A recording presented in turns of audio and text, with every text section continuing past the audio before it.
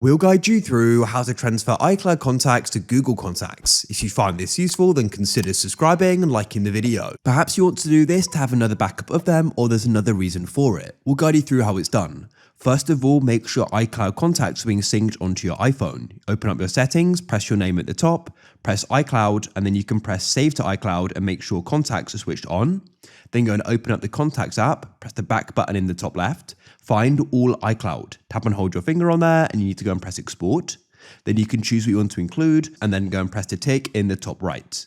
Now you want to go and press Save to Files at the bottom, and you can then go and save it where you want. I'll go and put it on my iPhone and press Save. Come out of Contacts and open up a web browser like Safari, and what you then need to do is tap on the address bar and type in contacts.google.com. Here we are. Change Google account if needed in the top right, otherwise press the 3 lines in the top left, and you can go down and press Import.